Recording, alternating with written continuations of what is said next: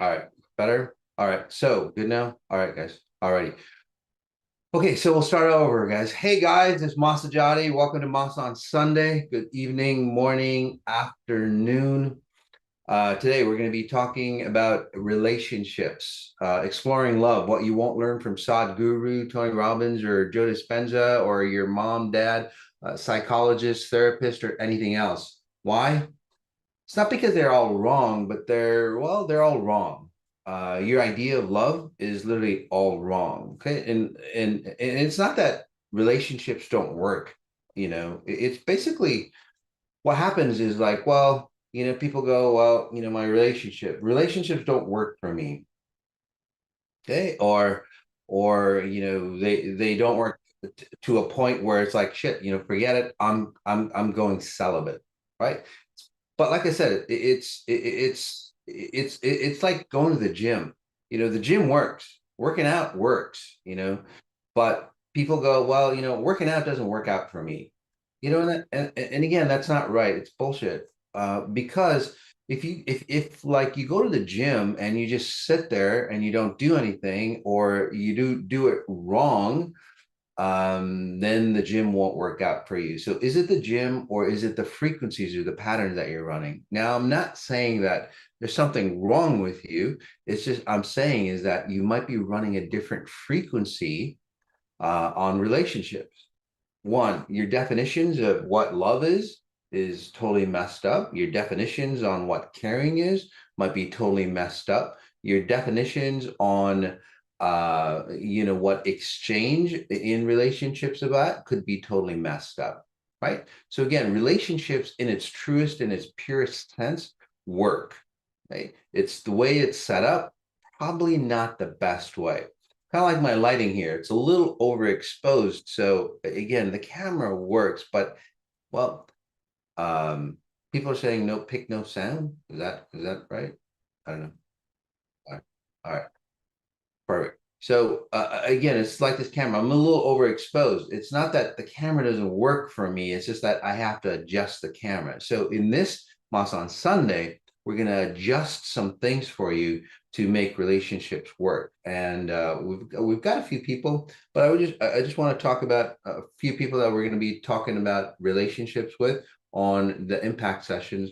But then I want to talk about relationships overall, and then I'm going to bring over a special guest to talk about well, her relationship. Right. All right. So just give me a second here. I just want to make sure that we're going to cover all the bases. So um, So where my knowledge comes from is a near-death experience. It's the closest thing, and again, an awakened near-death experience. So it's really the closest thing where we can get into, what the first principle definitions are, and literally it all goes back to first principle definitions. In today's relationship, why love doesn't really work out, and we'll just go down the list for just a second. And again, this is very different than what Tony Robbins or Jordan Peterson, or anything else, anybody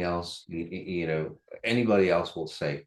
So why love doesn't work is because most individuals, including like Jordan Peterson, especially, he basically runs a pattern of sacrificial love.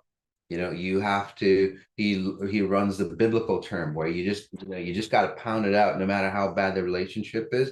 You got to stay in the relationship no matter how bad it is. Well, if the two of you were together and you were programmed to you were coded, literally coded for the wrong type of love, and the two of you got together. Well, it's not going to work no matter how long you stay in that relationship. As long as you keep doing the same thing or keep having the same definitions, well, it's not going to work. But then if you change your definition on how it is, well, it might work, but then you start to realize the original reason why you got attracted to each other is void now. It's invalid. So that type of relationship is not working for you. This one says, Mel, divorce is rampant in my family from generations ago. Well, I'll tell you why. And again, this is an example. For Mel's case, for example, divorce is rampant. One, it's a pattern. It's a pattern, literally, just like your eye color, your skin color, everything else. Divorce has to be a pattern in your family. So no matter what you do, no matter how perfect you have it, your pattern in your family, it's like your genetics is like shit. No matter, we attract individuals that cause us to get divorced. So that's the pattern you run. So no matter how much you love somebody, the pattern dictates that it operates in your family. So you have to let go of that pattern. And you'll start to see, once you let go of, again, pattern, divorce being a pattern, then things will work out fine. Before that, you do anything else, it will not work out for you. Okay. And that's, again, that's where a lot of people go wrong.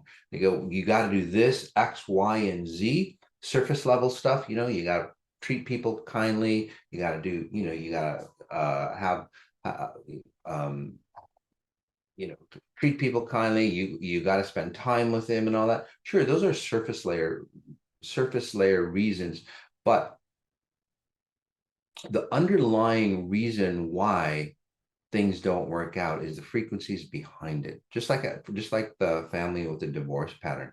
And you might go, well, shit, that doesn't, that's bullshit. Well, I've seen people who lose their children all the time. Um, who lose their children all the time. And grandparents did it, parents did it. Now you're doing it. How many people are in that mode, right? Where within the family, in our family, we lose children through like natural death, or through abortions, or what have you, right? Again, frequencies, guys, or patterns are so strong that they have to create themselves. I just want to stress that out. Frequencies are so powerful no matter what you do in a mental state. And most of these great teachers, again, Tony Robbins, Sadhguru, Jordan Peterson, your therapists, all the love books and so on, they talk about the mind state. They talk about your actions.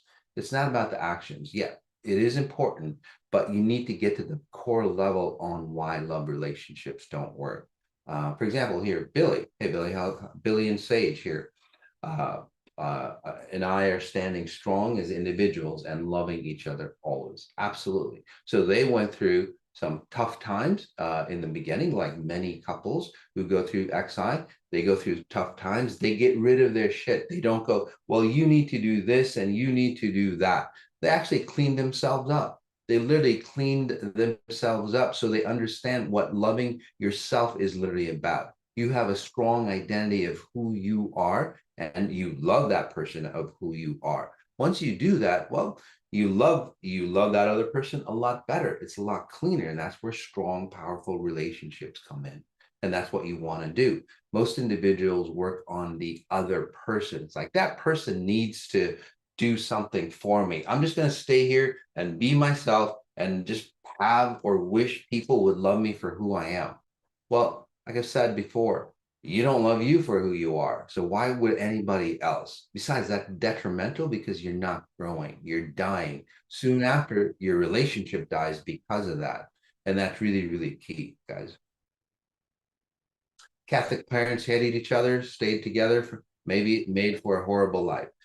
Exactly. A lot of people stay together. They go, well, it's for the kids. It destroys the kids because then you perpetuate the pattern for your kids. It's like shit. And that's how nurture and nature works, right? Um, nature, what you inherited from your parents and beyond, grandparents and so on.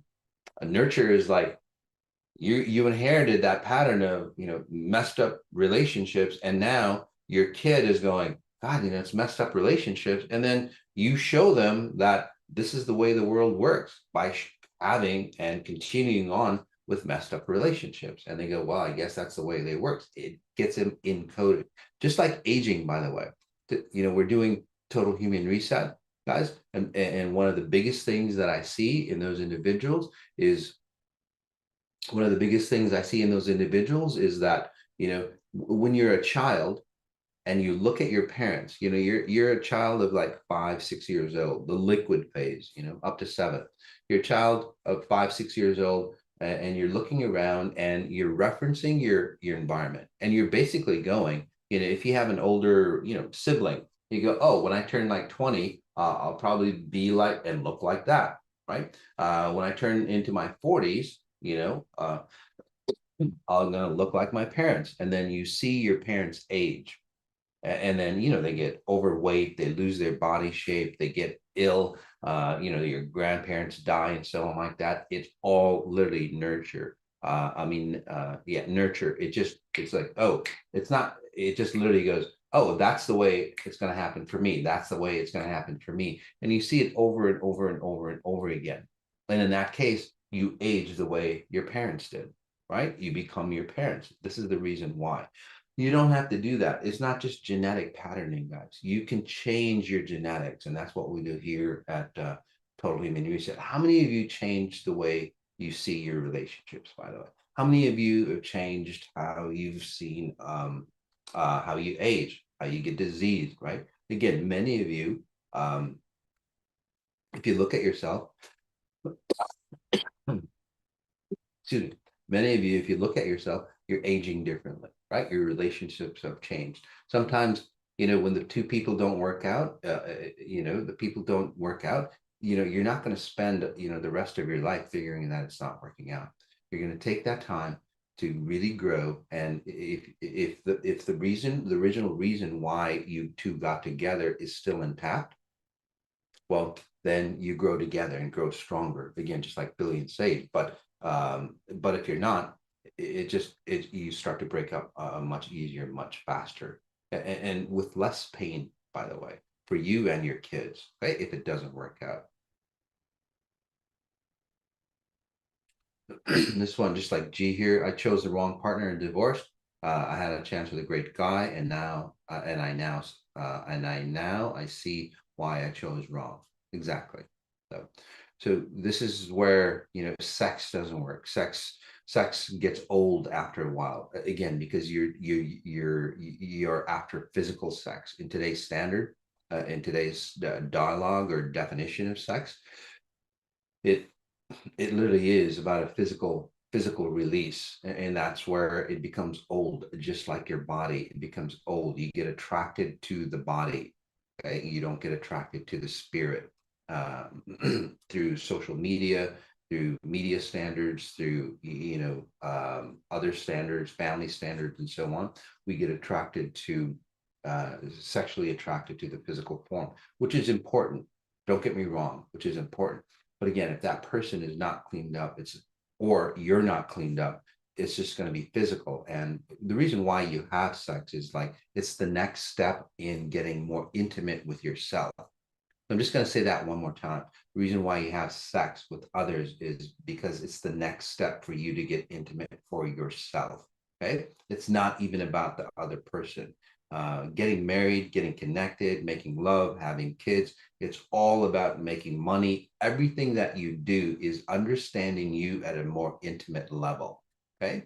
So this is where individuals who say come into a relationship, right? And they go, wow, I think I'm falling in love. What's the first thing that happens when people fall in love? People go from friendship to love. So what happens? Usually what happens is all your insecurities show up, right? Again, it's not a flaw in the system, by the way. It's a perfection in the system. Basically says, hey, you're going to graduate into love. These are the areas that you need to work on. Your insecurities, what happened in the past, how you got abused, and so on and so on and so on. But what do people do? Their insecurities show up, and then what do people do? What did you do back in the day? Comment in. Yeah, exactly. All the garbage comes out. Exactly. Why does all the garbage come out? Because you got to take the trash out. But what do most people do?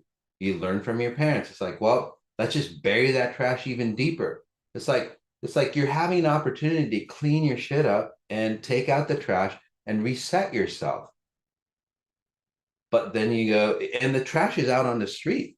That's why you fell in love. But then what do you do? Oh, it's like, no, I got to bring that in. No, let the trash man take it away. guys, let the trash man take it away. But what it's like, I'll hide it in my closet. I hope this person never finds out about it. And then about 6 months to a year later, the relationship, it starts to stink. Well, you buried your trash in your home somewhere, it's decaying. All that shit that you buried within your genetics, it decays. It literally decays. You start dying. And then you look at the other person, it's like, what's that smell? It's gross. What is that smell? I think it's coming from you, because it's always the other person, right? It's always the other person. It's like, I think it's you. And then it's like, you gotta leave. And they leave. You still stink. No offense, guys. But again, your relationship patterns stink. It's like, it's you. You need to take a relationship shower and get rid of all that stuff. Most people, including the Bible and many other religious scriptures, they always go, nope, you got to stick it together. Nope. What they talk about in religious books is what I'm talking about.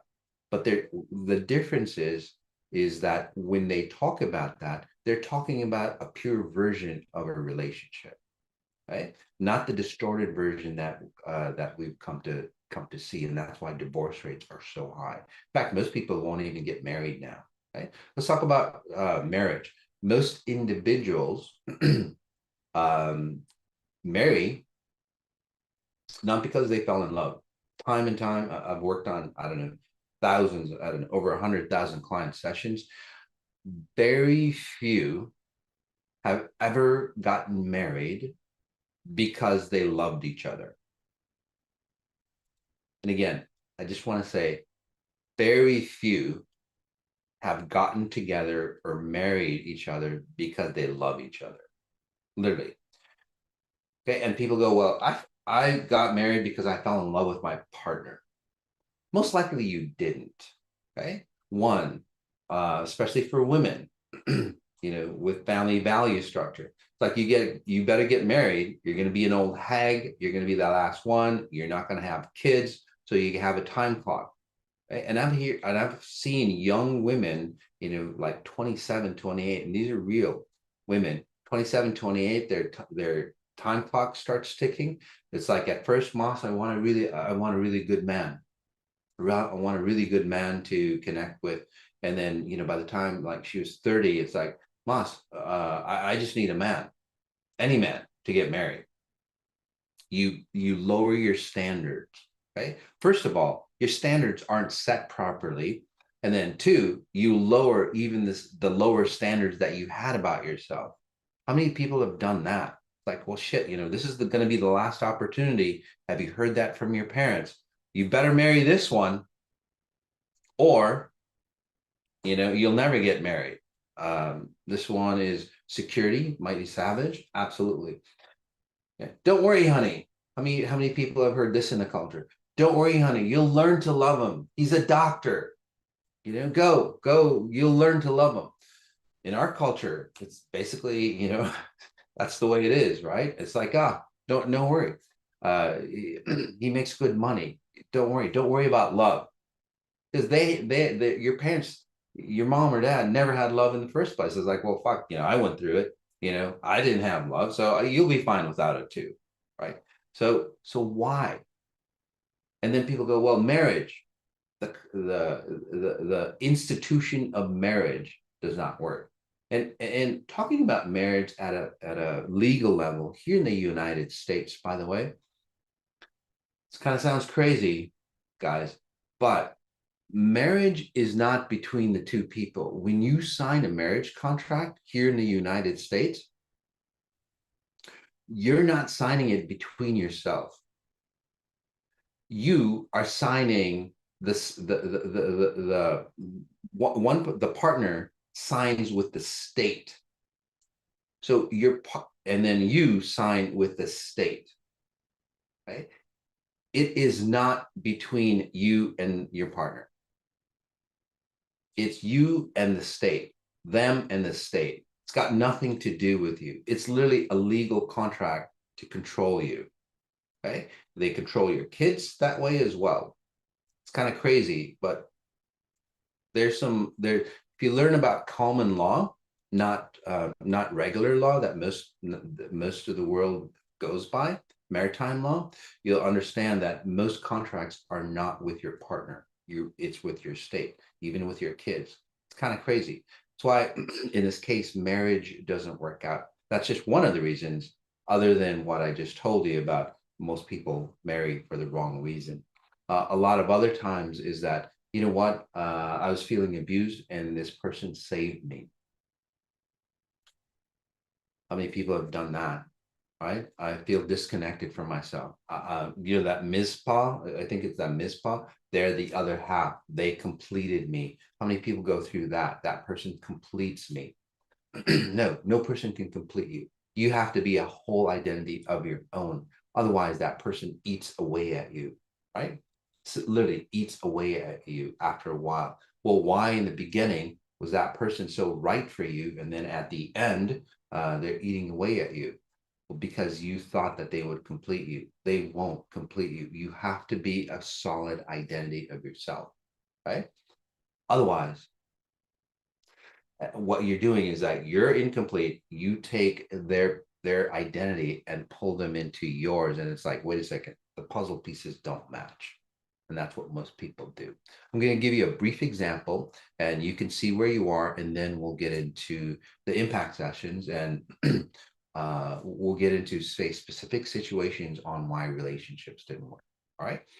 All right. So case analysis. So let's take a deep breath in. Think of it this way. You have 10 pieces to the puzzle.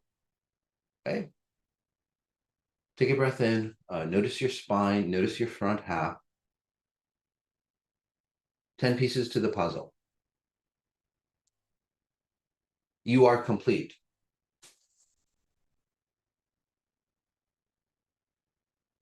Take it another deep breath in. We're just going to run a little test here. Okay. Close your eyes if you need to.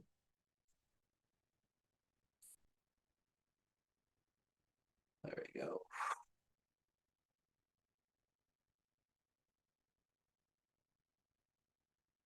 Breath in again. All right. Got 10 pieces to the puzzle. We're just going to count down from 5. 5, 4, 3, 2, 1, 0. What number pops up for you? Not a mental game, not a hypnosis. XI visuals are very, very different. They're gauges, not goal setting mechanisms. Again, goal setting, the standard way, is wrong. It'll destroy you more than it'll help you. Right? That's why I say over 85% of success, modernized success, is wrong. You're learning wrong. Right? Awesome. Angel 2, Carmen 5, Letha 8. All right, awesome. So, okay, so for you, Angel, what you try to do, and it's very, very simple. Okay, just straight out math. Okay, so for example, Angel, she's got two pieces of the puzzle. For you to feel complete, you need at least, say, 8. 7 is good. 8 is best. Obviously, 9 and 10 are even better. Okay, but you should be at a level 8 or higher to be in a relationship. Simple as that. Okay, you can run this test. Okay, you have to get into the right state. That's why I put you into the state, even if you're listening to this on a recording. Okay, so if you're like, for example, Angel here, she's a 2. She's broken apart. She literally feels like she's broken apart. So what does she do? She goes out and finds jobs. She goes out and connects with people over and over again. She never completes her jobs because it's like, shit, I got to go from one job to the next, to the next, to the next. So Angel, and comment in if this is correct for you. She's seen a lot of jobs. She's seen a lot of, it's like, gosh, this group of friends didn't work out for me. That friend didn't work out for me. You know, your parents didn't work out for you. So nothing works out for you because, again, the pieces that you're trying to complete yourself is another person's puzzle piece. It doesn't work out for you. If you literally had a puzzle piece cut out of your image, their image, and you're missing 8 pieces, Angel, and then you're going, oh, let me just borrow that puzzle piece.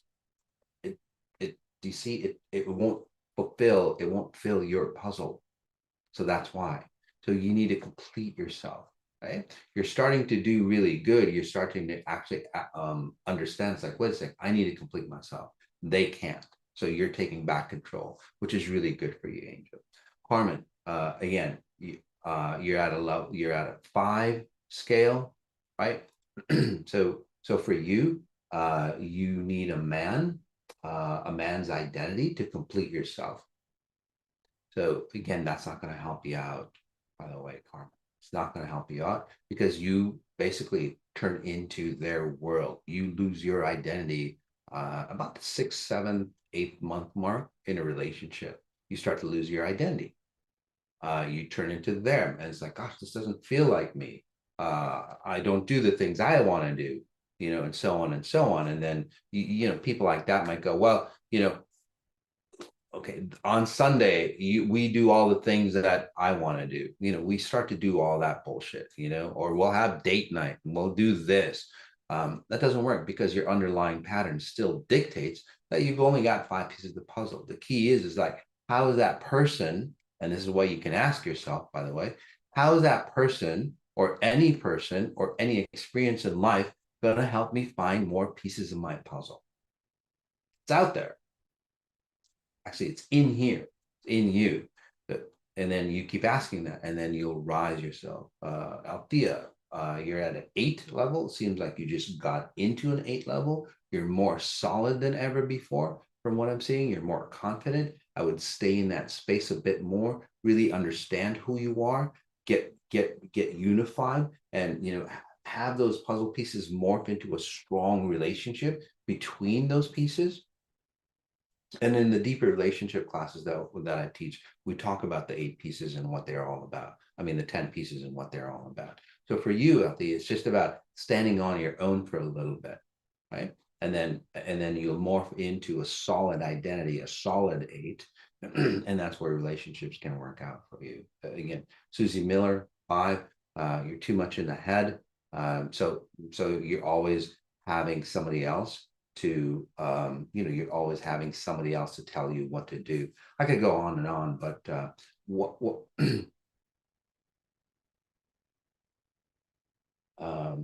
somebody's talking about 500 plus. Yeah, guys, thanks for making this channel.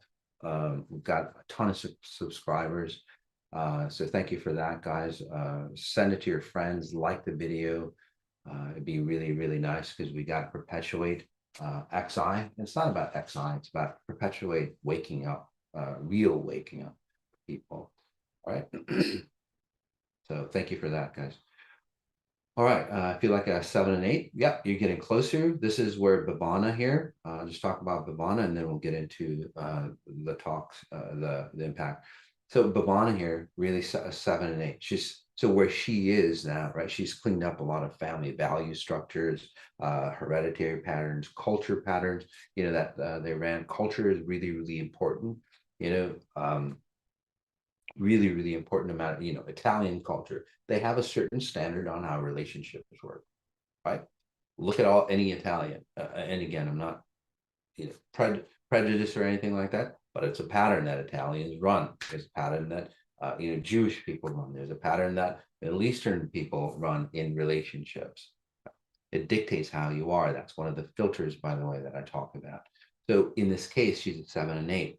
So what happens is that what'll happen now where she is that she'll start to look inwards, and it's like, wait a second, I don't need to age like my parents. I don't need to get diseased like my parents. I have my own identity. That's what happens when you get to a 7, 8 level. You start to realize your own identity of who you are, not your parents, not society, not your culture, not your skin color, race, beliefs, religions, anything. It's your pattern, your original form of what God intended you to be.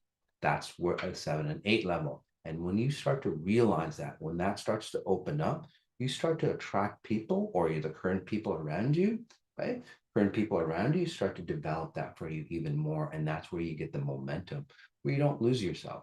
So at a 7 or 8 level, you become solid enough where you don't lose yourself in relationships. And that's where you want to do. That relationship allows you, one, it gives you a nurturing environment, because that's what's important, that nurturing environment.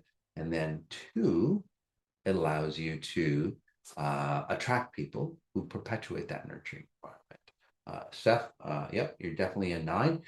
It's just a matter of time before something comes in. All right. So let's do this. Let's get into the impact sessions here. Who are we going with first? Let's just give me a second here, chat. All right, we'll go with Sonia here, and again, we'll talk about just relationships, guys, because this is a relationship session. All right. Hey, Sonia, how are you? Hello, I am good. How are you? I'm doing really well. So let's talk about your relationships, huh? I can just read you real quick, or you can tell me about it. Well, let me just read you really quick, just Yeah. because of time value. Sonia, you basically base your intimate relationships based on your father. So simple as that. So no matter who so you're, did your father have a dominating frequency around you, or were you connected to your father in any way? uh, I was, yeah, I think I was very connected to him. Okay. So you really loved him a lot? Yes, so we are two sisters. I have two sisters and two brothers, and let's say that I was his favorite child, something like this. Yep. Something like special for him. Yep, absolutely. Take a breath in, huh? And that's really, really nice. But when you're your favorite child, and again, there's nothing wrong with that, as long as you do it right. But what happens is, and the reason why you're his favorite child is because he could depend on you. You were his anchor for life. That makes sense? So frequency wise, let me explain what that is. You're an anchor for an adult. Okay. So basically, you are more of a solid identity. You're more solid in this reality than he is. He feels like he's all over the place. So for you, so what happens is, like, if he's all over the place, just like it's like a ship in the water, in the harbor, he needs to anchor somewhere. So he put a rope around you, literally, and anchored himself with you, and then for you, that's what love feels like. So it's like you're really close. It feels really good because you feel secure as a child. And basically what that means is that his frequency envelops you. So your identity gets lost as you, Sonia. So what happens is that your internal, okay, think of it this way, hon. Close your eyes. You've got glasses on, okay? Your glasses, okay, Sonia's, what's your favorite color? Red. Red? Okay. Yeah, it's not a trick question. All right. So red. Okay. Your favorite color is red. So you've got red glasses on, which is great. Okay. And then so you see everything in red because that's what Sonia is, red. So what happens is when your father is, or mother, in this case, your father is really close to you, and they love you in this way, or you're close to them, and vice versa. What happens is that they put another set of lenses on in front of your red. So now, what happens is that I don't know, his favorite color is, like blue or brown or whatever it is. So you're seeing your life, and then you see another version of life through his lenses. Does that make sense for you? Okay. And then this way you feel disconnected. So your outcome on that is when you get into relationships, you feel disconnected. When you get into relationships, you can't connect to somebody, or you feel distant from them. That makes sense for you? Yeah. Okay. The reason why is because you're not connecting with that relationship. Your father is connecting with that relationship. So intimacy doesn't work out for you. Again, you're seeing it through your father's perspective. Get it? So and through a father's perspective, their daughter shouldn't have sex because they limit you. And it doesn't feel good because then it feels raunchy, it feels dirty for you. Hence, you pull away. It's not good for you, especially if you come from a religious background, like I see you do. So, and that's a filter as well, right? Religious, especially strict Catholic backgrounds. I'm not saying you're Catholic, but what religion are you anyway? Catholic. Yeah. Okay. Anyway, it's guys. uh, Again, I'm not So prejudiced let's or say anything like that. my family, I don't know. Yeah. Yeah. Catholic, strict Catholic people who were in strict Catholic homes, their face structure has a certain resonance that I see. Again, you're a beautiful woman. It's not about the facial features, but there's a resonance, right? That people who are strictly Catholic, I go, oh, they're Catholic. Seriously, it's crazy. Well, how okay, so take a deep breath in, hon. So what I was doing for you is I was helping you start to peel away the layers that you see yourself. Because Sonia is here enclosed. She never really knew herself, especially as a young child, because that's when your dad had issues, especially with your mom. You became his favorite because you were at that age where you were malleable. So again, the vision of your dad is coming through. I'm not saying he's a bad person. I'm not saying he's a good person. I'm just saying that the two of you are entangled. So your life basically is dictated on your father. And then if he ever passes away or if he's passed away, then you inherit. So as you age, you basically morph into your father. You turn into a masculine identity. Take a deep breath in. And for you, Sonia, and anybody else on this call that has that, you can still be a favorite. I was a favorite of my dad's, but I did it the right way. Okay. So take a deep breath in. So let's remove those patterns. And your job is, Sonia, is that you're going to actually see it's like, wait a second. I'm seeing this through my dad's lens. Oh, wait a second. My dad does this way. Oh, wait a second. The way I hold on to something, your hand features, especially on your left hand, feels like your dad's patterns and so on like that. And that's where you start to go, oh shit. Okay, I like that. I'm going to make it my own, not my dad's. And then you start to peel away, and this is where you start to actually feel the vibrancy of life, Tanya, that you're missing. How do you feel right now? We have to move on, but how do you feel right now? I feel better, more Yeah, relaxed. Yeah. yeah. And then Thanks. you're going to take care of yourself. You're going to doll yourself up. Literally, you're going to feel a lot better. You're going to feel more sexier because you're not supposed to feel sexy if your dad is around you. It just doesn't work out well, especially for women. Does that make sense? So you're going to, I mean, you look so much sexier, honey. No offense, more sensual. So get into it. Okay, get into it, love yourself, look at yourself, literally go see it in the mirror and go, wow, that's really neat. So and then your facial features will come through as Sonia, not your father. Okay, sweetie, nice Thank job. you. Thank you You're very so much. welcome. You are so welcome. We'll go to Teddy Ann. Very Hi. interesting, isn't it? Hey honey, how are you? Hey, good. Good, thank you. Good. Yeah, it's amazing how she changed. It was like, oh, I get to be me for once. Anyway, you, Teddy, we have a long history together. I've known you for I don't know how long. Your Um, first meditations, your first meta healings, 21 oh days. wow, yeah, Yeah. beautiful. And you've changed so much. You've actually, again, become more sensual and more gorgeous as a woman. And you know, I mean, well, do you want to talk about your relationships that you had in the past?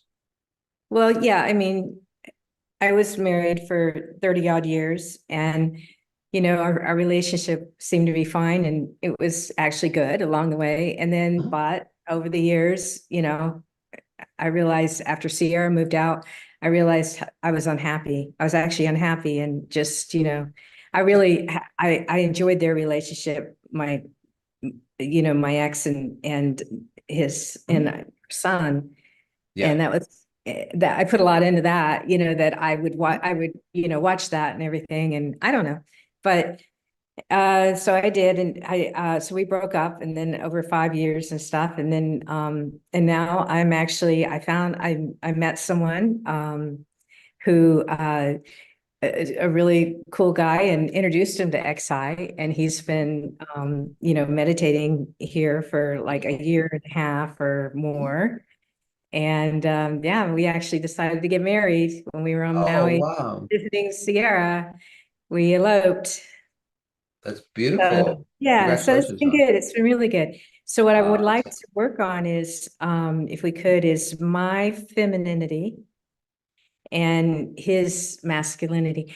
And the thing about it is that like he's been around like controlling women, and I have been a controlling woman in the yeah, past, but I've yeah, let a lot of that go, you know? yeah. So, uh, so but I have high testosterone. I have my testosterone levels tested, and I have high testosterone, you know? Yeah. Well, yep, exactly. So take a breath in, hon. Uh, so just to kind of go through Teddy, and correct me if I'm wrong, but back in the day, she's very a successful woman. Okay, let's put it that way. Successful, I think it was in real estate, right? So Yeah.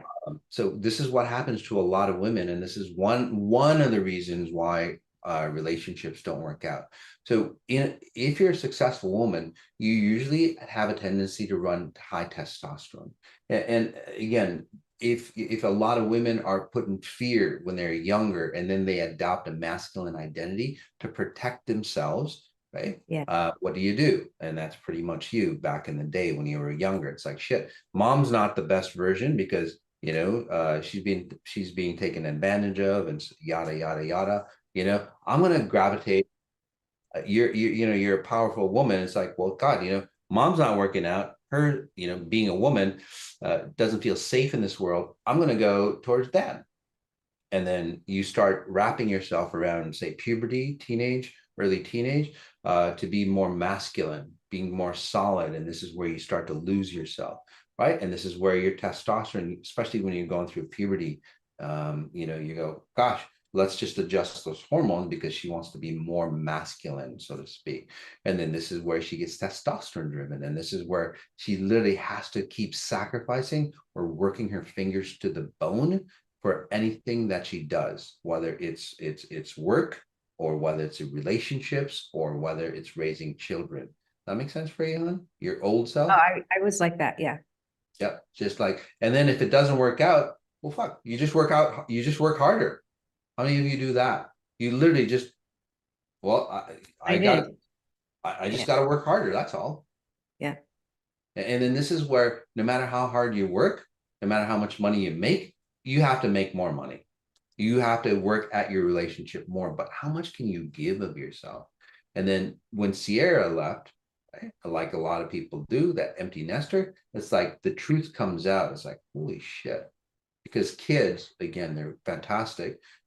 And again, say hi to Sarah for me. But he moves out, and then you go, damn, because you have to sacrifice less for him. So now basically it's you and your partner. That's why empty nesters don't work out a lot. And it's like, God, now I gotta, what I sacrificed for Sierra, now I have to sacrifice for him more. Does that make sense to you? Mm-hmm. The level of sacrifice has to continue, right? So say that you sacrificed level 5 for your husband. Sierra, is another like 3, and then so you're sacrificing level at a level 8, for example. Okay, this nothing has to do with the puzzle pieces, by the way. So now it's like he's gone, so you don't have to sacrifice yourself. So now you feel depleted once Sierra's gone, because now you're only sacrificing yourself for a level 5. You should be 8 or more. Does that make sense? So, Mm-hmm. so in this situation, what I was helping you with is literally, you're at a level, you're getting married, congratulations. Let's delete for the both of you. And that's what I was doing, is like any remaining patterns, especially of him, you've done a great job, but closing off. You haven't used those programming or patterns in a long time. They're dusty, right? Because you haven't used them. You're getting married. You don't want old habits of what happened in your old relationship to mess up this relationship. So that's why you're here. So this allows me to help you disconnect your old pattern. So what'll happen for you, hon, and for other people who are in this situation, coming into a new relationship, you don't have to get married, but coming into a new relationship, what happened for you is that you come into the new relationship and you go, oh, my ex and I did this, my ex and I did that. It's not because you're comparing the two, so you get to choose which new version that you want, which new habit that you want. So that's what's going to happen for you. So a lot of stuff is going to happen or come out of you. You just go trash, trash, trash. I can only bring it up to the forefront for you, your free will. Again, I can't do it with you. It's against free will. You have to go, I don't want that in this relationship. So you just keep throwing out the trash. And it's a very simple process. All right, hon? Yeah. Any other specific questions, honey? But nice job. Thank you. Thank you. Yeah. And I know John did that too. His life, he's sacrificed. I mean, he sacrificed, but he's learning about that and letting that go too. He's amazing with, this whole process. He's a different person. I just wanted to, if it was okay, I just wanted to ask you one little question. I had a heart scan done recently because I have a good doctor and I have really high cholesterol. I've always had naturally high cholesterol. I made cholesterol. And so he says, well, let's look at your heart and see if there's any, plaque. And so I did, and it was zero, absolutely zero. But they did find something. There was a bulla on my right lung. And a bulla is an air pocket where the alveoli, there was some kind of a damage in the past. Sometimes I do get shortness of breath. I was just wondering, is that healable? I'm not a doctor, but it seems healable. Those are one of the genetic patterns. Oh, was it a genetic? Okay. Yeah, that's one of the genetic patterns that you're going to come into. And this is where, again, especially for women, it's like, you know what? I don't have to age like my parents do. Yeah. Okay. So that's the kind of that. So again, I'm not saying yes or no, but people have resolved a lot of their health issues when they get to the stage. Okay, sweetie. So nice job. Yeah. Thank Very you. nice. You're so welcome. And again, she looks more beautiful now than she did before because she actually feels like a solid. So nice job, Teddy. We'll go to Tina. Hey, Tina, how are you? Hi, Happy New Year. Happy New Year. Yeah, happy Chinese New Year, guys. So, alrighty. So anything special that you want to work on? You've changed quite a bit as well, Tina. I don't know if you want to tell your story really quick. We don't got that much time, but in very briefly, if you can tell your story. I mean, I was a huge victim. So all my relationships, I was just being, given the promise of love and support, but never would get it. And especially after I would get married, the men would change 180 and it was like complete opposite. And so, yeah, it was a lot of abusive relationships. Yeah. Yeah. So take a breath in. So in Tina's case, again, if she's a victim, she's going to marry somebody or she's going to fall in love with somebody that'll make her feel secure. Okay. But what happens to people is kind of like a trap when people run a victim type pattern or deep fear of being alone, the deeper levels, Tina, and that's what we're working on as we speak. So what happens is like if you have a deep fear of being alone, okay, or being isolated or being like as a child, back in the day, I see you just being alone or feeling alone, or I don't know if you hid in a closet, but feeling like you're just in a dark space no matter where you are. So I was always alone. I was abandoned, left by myself. I had to take care of myself. Yeah. Nobody fed me. I had to do all of the things for myself. Yeah. Okay. So the cool thing is, Tina, is like I have to really reach really far into your files to access that information. So you're actually here to go, hey Mas, can you just delete that pattern so it's not part of me?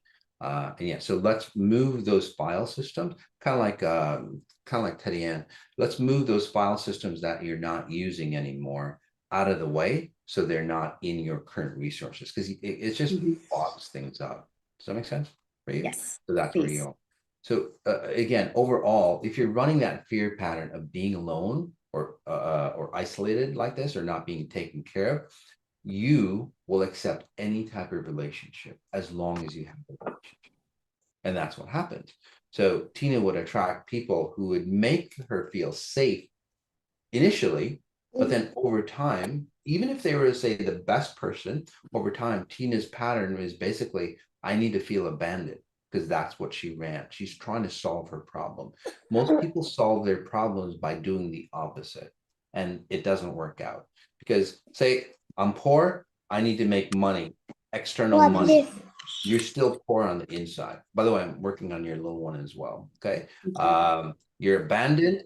I need somebody else to make me feel fulfilled. It never works out. In the XI version of it, again, very different than Sadhguru or Jordan Peterson or anybody else, is what we do here is actually resolve why you feel abandoned. Well, obviously there's physical, instances that you were abandoned, but again, we could rewrite. You can't change what happened to you, but you can just like Tina, she's rewritten the meaning of what happened to her. So in that case, abandonment or alone time is literally about, oh, it's an opportunity for me to grow. So she won't feel abandoned even now. And that's what she's done. Her alone times, again, is not like, here we go again. I feel abandoned. I'm never going to meet somebody. It's like, it's a great opportunity for me to grow. And that's what I see in you, Tina. You've become a strong, again, beautiful young woman. And you feel more youthful to me, more vibrant to me. And in the past, you were, a very victimized type woman that had like an abrasive frequency to them. No offense. You know what I mean? You have No, I to push do. against people, to make yourself feel heard. Yeah. I would like protect myself because I was so Exactly. soft and gooey inside and easily hurt. Exactly. Or if you feel danger, you just attack that person or do something like that. So all those patterns, one, you're more and more solid, and you're young. How old is she, hon? I'm 48. How old is your daughter? My son's 7. I mean, your son, sorry. Yeah, he just turned 7. Okay. So your son, by the way, he's disconnecting from, here's another thing too. When people like you have your patterns, what happens is like you envelop your kid. And then he has some feminine frequencies. Again, it's not his hair or anything like that. But what's happening now is that you're at a solid level. And I think that's one of the main reasons you're here, hon, is that we can pull that feminine identity. So he goes into a strong young man. Okay. Okay. Yes, please. Yes, please. So there's a lot of things you take a breath in, you and anybody else in this pattern. What's happening is you are taking back your identity. You're leaving behind the being isolated or abandoned frequency. You're also taking back what, you try to protect your son in that way. Again, he becomes a more feminine frequency. So now he has a great opportunity to solidify who he is as a young boy, which is really beautiful, by the way. Take a breath in.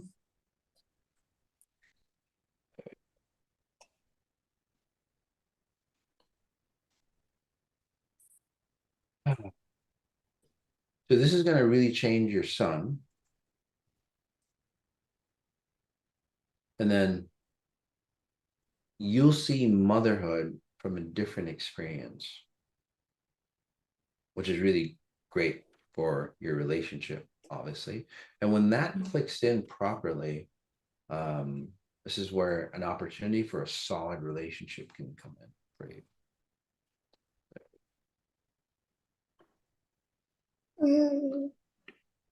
Is that understandable? Yeah. So this is where you're also always running from the past. This is where you can just put your past behind, huh? And then just move forward. Okay. You don't reference yourself from the past anymore. I used to be a, abandoned kid. Right. This is the same, and it's got nothing to do with you, but people who are cancer survivors, not a great way to run, because basically what you're saying, I used to be a cancer survivor. What happens is you're always having to remember that pattern. You don't need that. Okay. So this is where the old Tina is completely disconnected from the new Tina. So congratulations. Any quick questions? I guess if you could just help us, because I mean, I obviously still have to co-parent, so that's still a challenging relationship. And then this past year, I feel like working with you now that I've been stronger. And so this past year, I've reconnected with some of my family. And I feel like it was time, because it was for me to remember some of the old things, and that I'm ready to release it. Yep. A lot of people are saying your son actually looks like a young boy now. So really cool. He might push away from you, by the way. Okay. Allow that to happen. Yes, because again, your frequencies are drowning him, but now you're standing up. No, not anymore, but it's just the last few bits. It's just the last bits. Okay. So now once you're solidly strong like that, he'll become more and more of a boy. Again, he'll push away from you in the proper way, allow him to push away from you. And then what'll happen is that as he defines himself as him, he'll reconnect with you again. And that's where the relationship comes through. And again, that's where you know that you're ready for another relationship if you choose. Okay. If you could look, I guess, since the other person asked, so I have when I get nervous, my heart beats really quickly. So they said that 10% of the time my heart's beating too quickly. And I think this has been happening for quite a bit of time. So I don't know if I get anxious because my heart's beating quickly, or my heart's beating quickly because I'm getting anxious. And if there's anything I need to do about that, or how I could release that. Well, again, not a doctor, but again, that's a pattern that you're going to leave behind. This is more like, oh shit, somebody's going to leave me again, or I'm going to feel stranded again, or I'm going to be left out in the cold. Again, when I said that pattern, you're moving on from that, you'll feel really solid. Like, wait a second, I'm fine where I am. And this is where, again, it doesn't seem like a mechanical problem. It just seems more like you're fearful. Deep fear. Deep fear is literally deleted completely from you. And then you'll see that you'll be more stable. Okay? That makes sense, right? Wonderful. All right.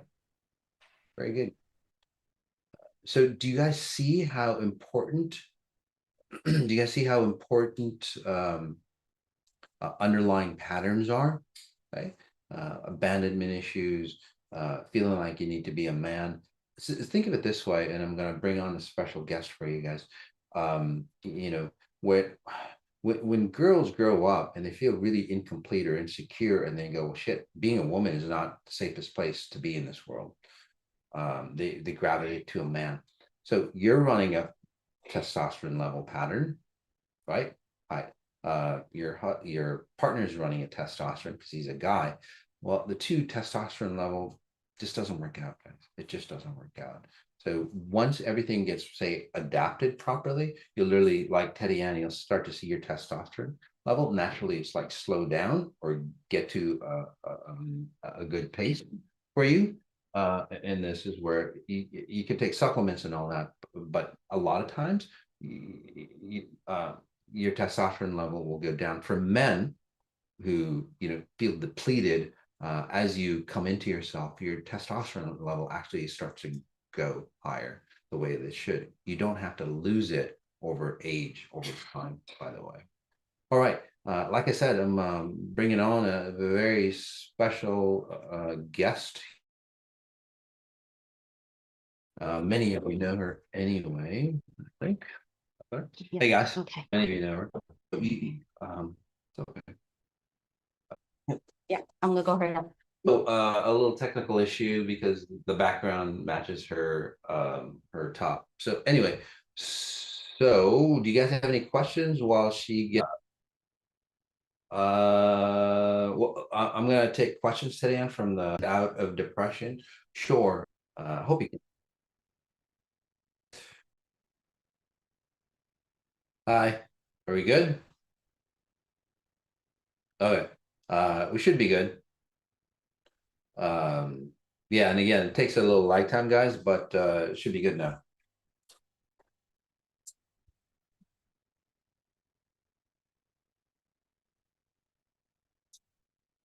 Yep. Can I see? Frozen? Has connection? Yeah. Oh, no. Good now. Can I see the screen? Sure. I can't see anything. Oh. Oof. Oh, so why is this okay? Is the color okay? Oh, All right, guys. So you can ask Fan I any question on relationships. Again, this is a relationship talk. Faye has some great insight, especially with the women's series coming up, guys. She's decided to launch the women's series, which is really exciting. We launched it on a cruise. A lot of interest from you all, so thank you for that. And it's not just for women. It's a really great opportunity for men to learn how to be men. By the way, all right. well, I think for women, hello, hello, everyone. Happy Valentine's Day. Ooh.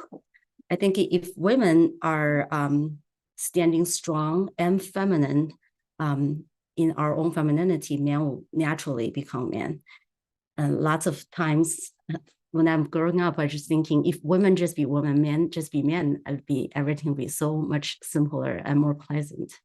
And ever since I think on New Year's, I said I would love to start the XI Women program. I got so much support and email and everything.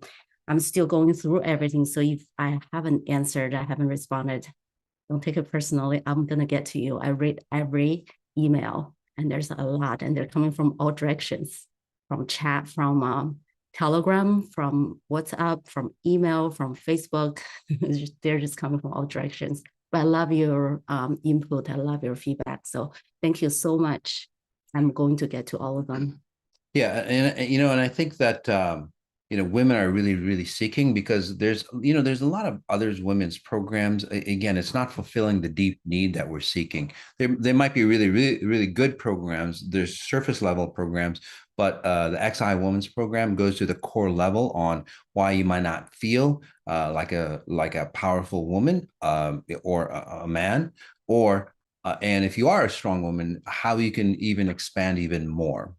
So it's really, really really exciting. But since this is Valentine's Day is coming up, we've been together, and people, no matter where we go, guys, we've been together for about 12 years.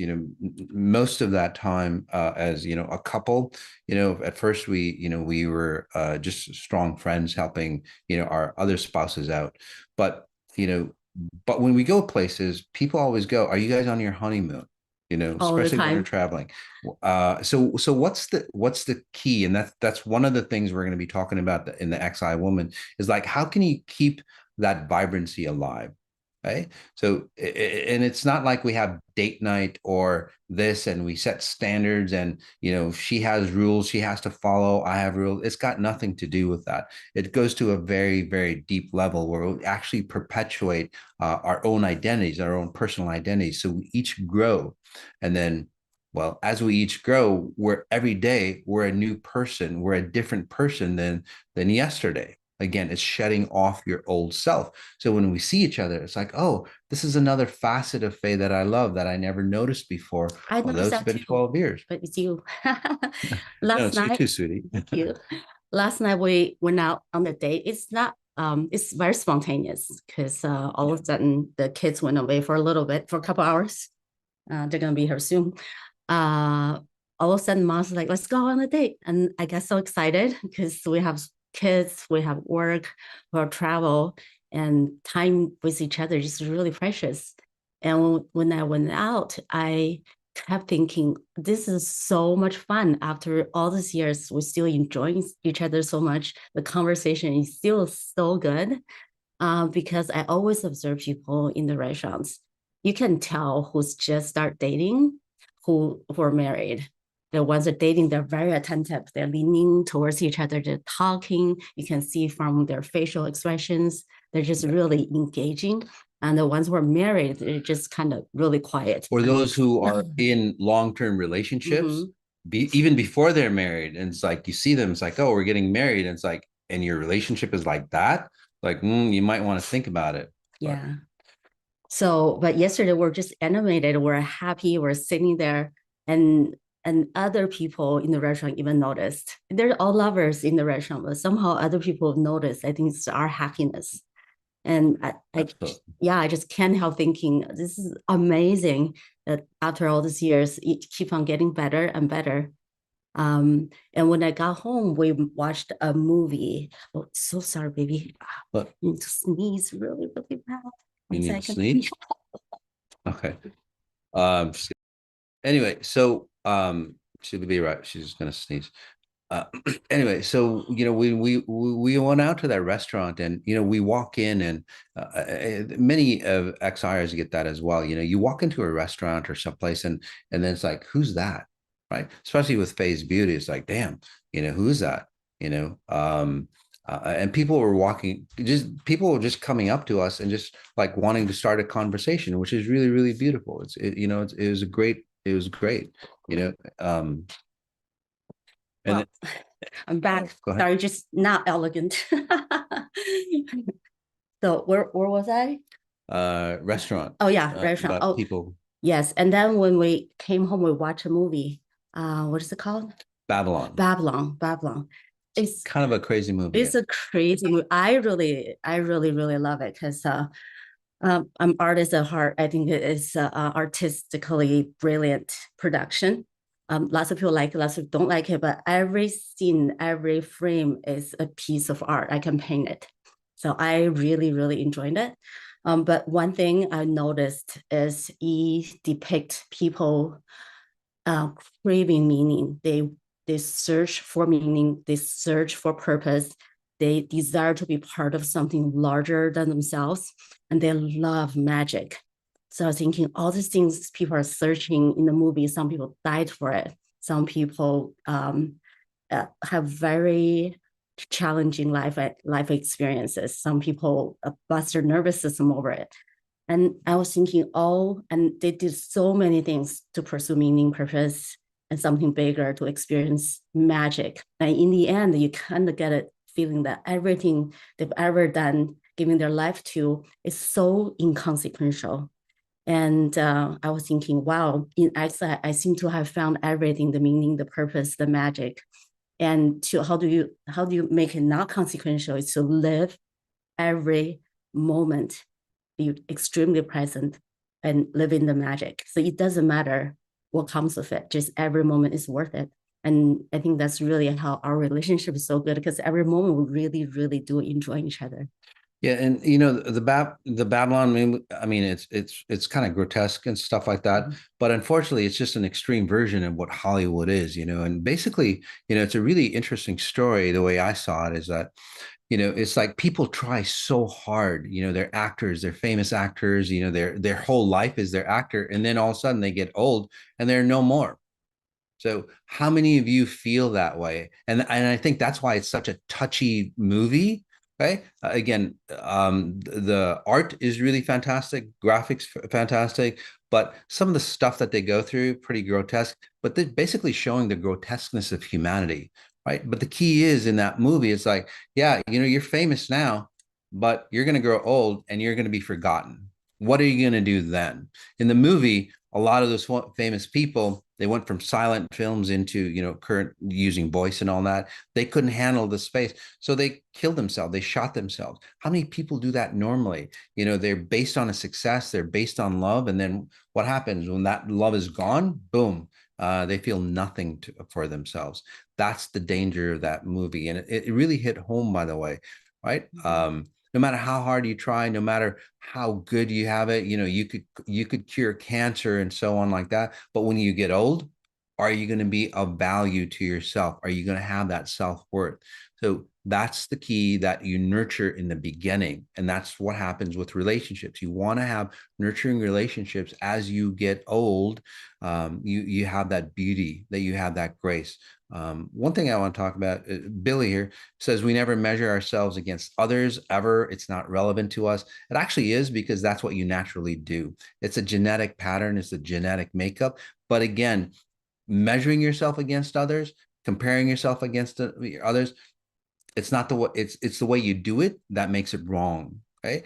But what happens, again, it's your genetic makeup to measure, to compare. Most people do, I'm going to stay at this level, and then I'm going to destroy people who are better than me. And that's how what comparing is, right? Jealousy, envy, and all those negative words, those are actually positive words if you use it properly. But what we want to do when you compare yourself is like, wow, I'm at this level and I'm doing, and I'm doing bad or good. Okay, that person has a frequency that I admire. So that's why you want to compare. It's like, okay, what is that frequency that I admire in them? And then when you do that, you go, oh, that couple, they're resonating. Like, people see us, and this is the way it could work out. People see us and then go, God, I hate that couple because they're all happy and they feel love and they're sending out their resonance, right? So you can do it that way and compare yourself. No.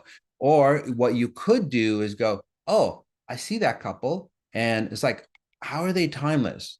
Right? So you start to ask your questions like that. It's like you can always learn from somebody else. So compare yourself the proper way, guys. You can always learn from somebody else. Say that somebody is, just a grotesque human being. It's like perfect, right?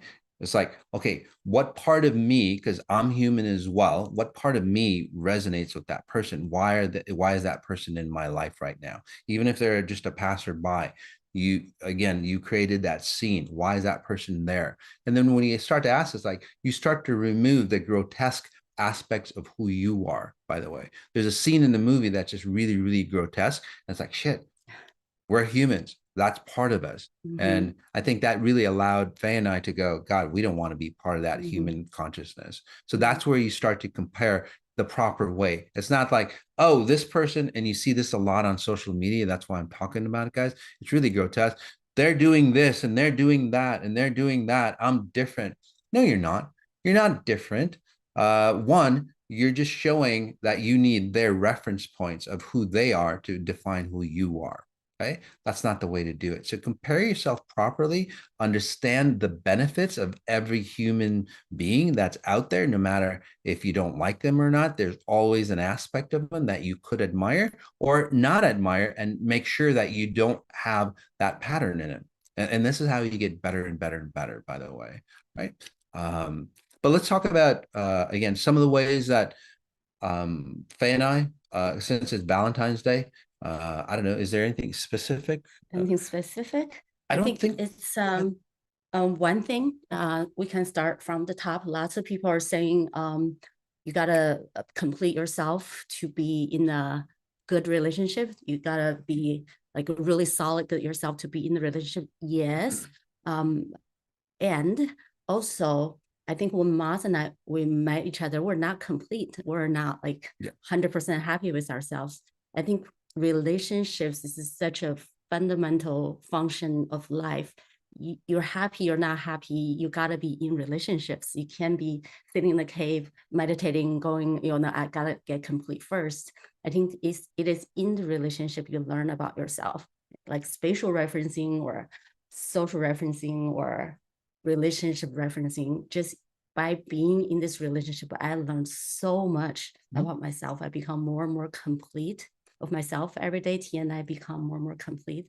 So it's okay. You don't have to wait till you're completely perfect to be in a relationship.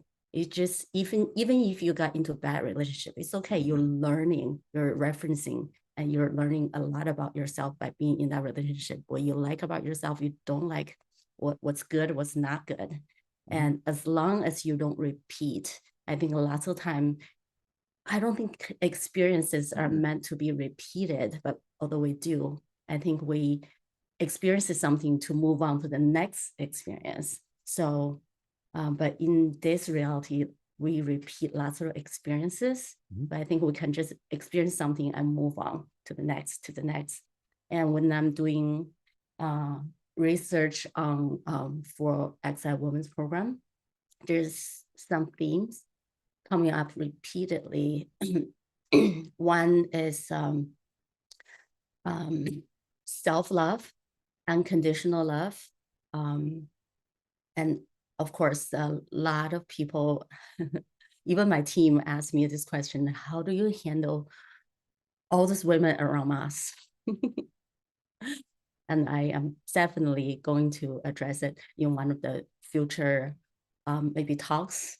I have privately answered this question many, many, many times, but I think it's very, very interesting to stay so solid and we're so together after all these years, after lots of challenges, that potential challenges in the relationship that could have broken off many, many, many relationships, but we stay stronger. So I can definitely address that. But talking about self-love, I observed most people spend so much energy to want to be loved, to love others, but their discernment is like how much I'm loved, how much I should love others is almost in a calculating way, but not enough energy to look inward. I think self-love, by its own definition, love yourself, gotta start within. You have to meet yourself at what true definition of love is.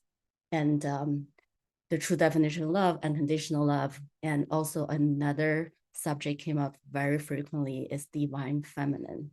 So to be loved in the frequency of divine feminine, how does that feel? So it's really to love yourself, meeting yourself at the divine level, love yourself at the level of God. So think about, if God loves you, who are we not to love ourselves? But most people don't think that God loves them, so which is a really? distortion. Oh, I Absolutely. didn't know that. Oh, absolutely. Oh, wow. I thought that was a You're in a given. little fairyland. But and I think that's one of the keys with Feifei is like, she lives from an ideal world. And that's why she sees things very differently, and which I think most of us should, by the way. This is a really interesting question. It says, I thought we need to complete before we get into a relationship. No, you don't have to be complete, but just note that the level that you're at, or the puzzle pieces that you're at. Again, if you're a 0 or a 2 or a 3 or 4, if you're a 0, but by the way, you're just a void. Okay.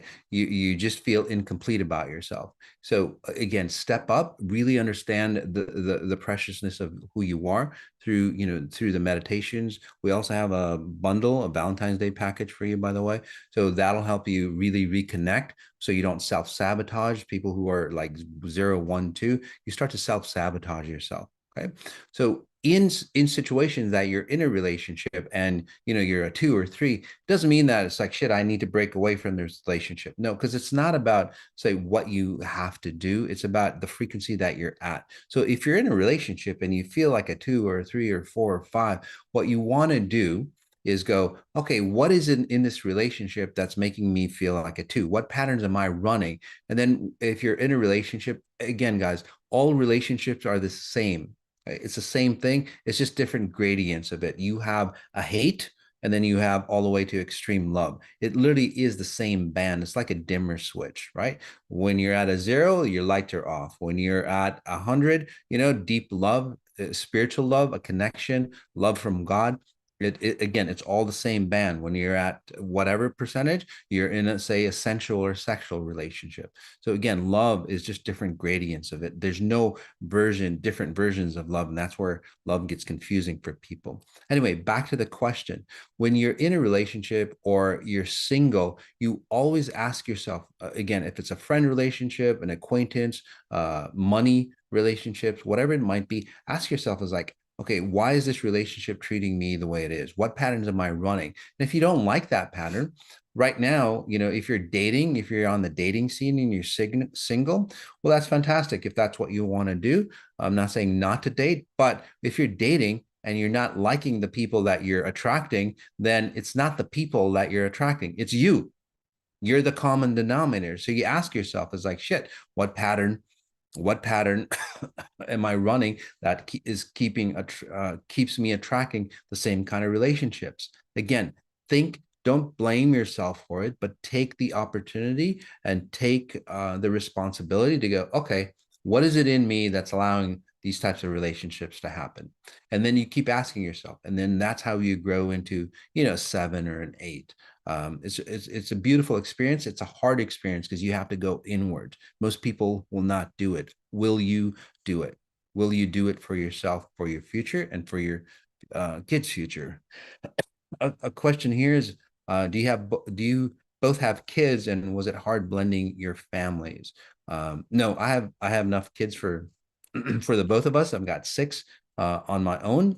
If you want to talk about that, Feifei. Kiddos. Because most people ask, it's like when we first got together, it's like, are you kidding? You're dating a man with 6 kids? That's going to destroy you. It's going to be Yeah, the biggest concern of my friends and family is like, he has divorced man with 6 kids. And somehow it was so interesting. I never worried about it once, never, ever once, even with knowing and the awareness of how much problem there is out there.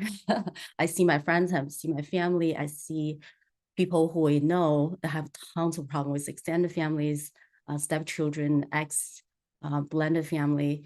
But for some strange reason, I just never worried about it. I didn't think it was a problem. Maybe that's what Ma's saying. I live in the ideal world, and in turn, I create my life in the ideal fashion. But anyway, I just thought it's going to be okay. And also something else I think I innately understand is what children need most, more than money, more than education, more than their toys, more than anything, is a stable, loving parents.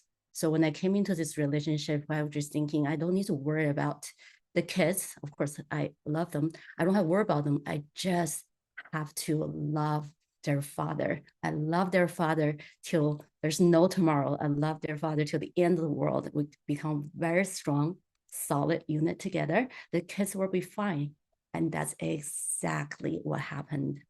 At first, of course, the divorced family, people are separated, or the relationship was in pieces, the kids' relationship, and they're not very close together. They were not really talking. They're just not united. But just over time, by watching us being so loving, so solid, so close together, they naturally gravitated toward us. Yeah. And it takes a little time, but it was so natural and so powerful. And now we're together. We're so very strong. I don't think any force can break us up. And it's the most loving family. When we take vacations, we're going together, and when we're doing events, and as clients can see, they were impressed to see how much love, or maybe they're just really happy to see how much love is in this family. And because we are a strong couple, so it's very easy. People are asking, what do you do? I have to think about it. It's nothing that I really did. We're just being in this space. Yeah, we just are. We just do everything through the frequency of love, and everything just come together. Yeah. I think the important thing is that, when we got together, obviously we were incomplete. I was in a rotten relationship. So I had to clean up. But again, even somebody is asking about my relationship, and we'll talk more about the details later on. This isn't the place to do it. But again, later on, we'll go deeper. But that's what I actually did. I really asked myself, like, okay, what is it in me that allowed me to get into a relationship in this first place? Right. And it's not about, again, I've got 6 beautiful kids. It's like, well, you got into that relationship because of the kids. Yes, that's true. But it's like, did the relationship have to go in that route for me to have 6 beautiful kids? It didn't have to. Again, I was running ill patterns, just to put it nicely. So I cleaned myself up, and I kept cleaning myself up. And then eventually I got to a level that, I attracted a woman like Faye, very, very, very, very different than, say, my previous relationships, where, I was that knight, that shining, that knight shining armor, that savior personality. It's like, fuck that. There's no way, because you just get destroyed. And then you have to save more and more and more. How many guys or women are in that run? You know, like I have to save somebody. That was me. It didn't work out. It didn't work out for my boys. So as I changed, they started to change there. I could see the type of girls that they were attracting. It's like, holy crap. You know, this woman is just beating the shit out of her. They disconnected from that. So that's how it's important on if you want to have your kids have great relationships, you have great relationships. And like Faye was saying, you know, as we improved ourselves, we didn't really focus on the kids. You know, we nurtured them, we took care of them and so on like that. But as we focused in on ourselves and they saw us grow together and they saw us become more complete, especially their fathers, like, wow, okay, this pattern is really good. Oh, this woman is a really good woman, despite all the things. And we've gone through a hell of a lot, you know, that crazy ass woman that used to attack us. And all these other things, you know, a lot of people attacking us, whatever, you know. And again, we'll talk the details, the nitty gritty, all that on some other venue. But it was amazing, you know, that we grew stronger. And now, you know, our family of 8, and that's a lot of people, right? It sounds like a lot. Doesn't feel It feels that so much. efficient Yes. because nobody's rubbing against each other. You know, we get along great. We help each other. Sure, there's times here and there, but you know, that's those are opportunities. Last Anything year, else? last year, Valentine's Day,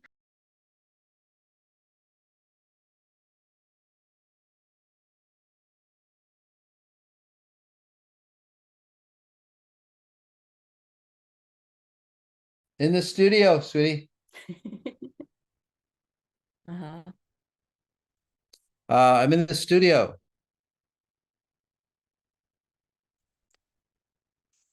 All right, go ahead, sweetie. frozen. Go. It's frozen. No, not anymore. Already.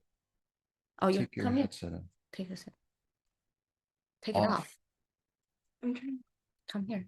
So, hey guys, this is one of my youngest daughters. Zen they're monster. twins. This is Zenny. So how's it going? How was the party last night? Frozen. So yeah, I got 6 of these. Age range from 13 all the way to 28. And like I said, you know, just really, really fantastic for us. Yeah. So hey sweetie, here's the other one. Yeah. Take your shoes off. Oh, you're leaving? Hey guys, say hi.